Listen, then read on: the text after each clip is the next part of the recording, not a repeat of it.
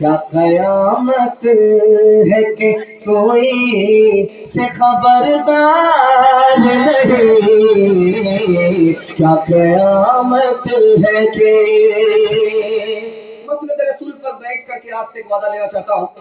یہ مطالعہ نہیں ہے، تجربہ ہے.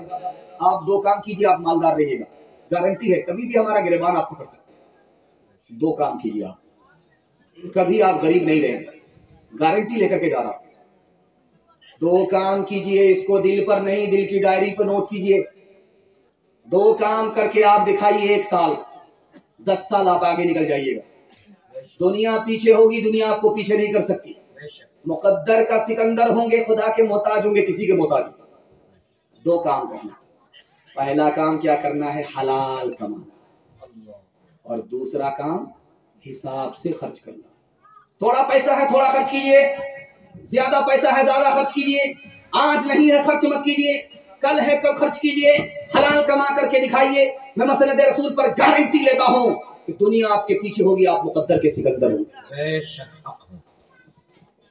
جب مسلمان طواف نہیں کرتا تھا خانہ کعبہ کا، تو ننگا طواف ہو رہا ہے، خانہ کعبہ کا ننگا طواف چل رہا ہے. تو اس کو پکڑ کر کے لوگوں نے پوچھا، رے تمہارے پاس کپڑا موجود ہے، پھر بھی کپڑا اتار کر کے اللہ کے گھر کا طواف کرتے ہو؟ تو اس نے کہا کہ میں مسلمان نہیں ہوں، مشرک ہوں.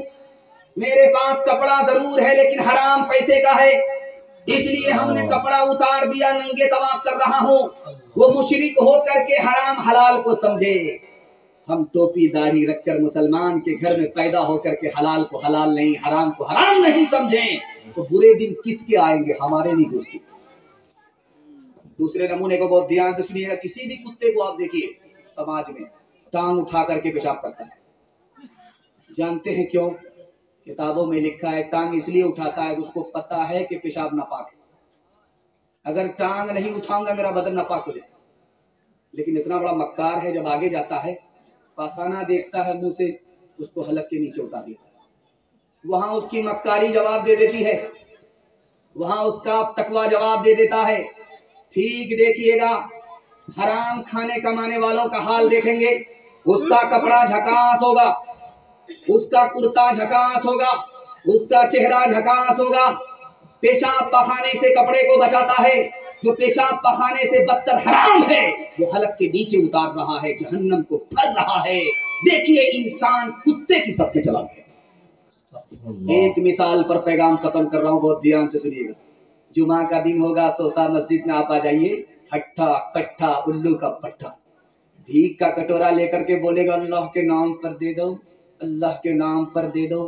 ایک آدمی بولا یار بھیک مانگ رہے ہو یا فٹ بال کھیل رہے، شرم نہیں آتی؟ بولا کس بات کی شرم؟ میرا دادا نیشنل فقیر تھا، میرا باپ انٹرنیشنل فقیر ہے، یہ خاندانی پیشہ ہے.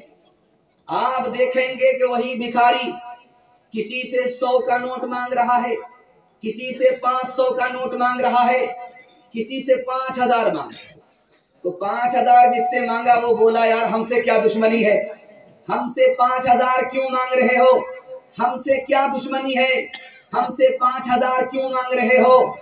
اس فقیر نے کہا جس سے میں نے 500 مانگا اس سے روز ملے گا، اور تم سے 5000 اس لیے مانگا کہ آج کے بعد کبھی نہیں ملے گا.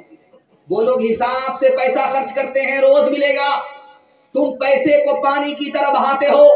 ایک شادی میں 20-20 لاکھ روپے تم خرچ کرتے ہو. کل بھیک کا کٹورا ہماری طرح تمہارے ہاتھ میں آنے والا ہے. جو ملنا ہے وہ آج ملے گا، کل نہیں ملے گا. اس لیے تم سے زیادہ مانگا، اس سے کم مانگا. ہاتھ اٹھائیے، وعدہ کیجئے حلال کمائیں گے، حساب سے خرچ کریں گے. ہاتھ اٹھا دیجئے انشاءاللہ. دوسرے کو دیکھ کر دکھا کر کے شادی کریں گے. ہاتھ اٹھائیے انشاءاللہ. ہمارا تو یہ حال اب ہو گیا ہے، حقیقت بہت کم دکھاوٹ زیادہ. کوئی چیز اصلی تو ملتی کہاں ہے، ہر ایک چیز نقلی ملاوٹ زیادہ.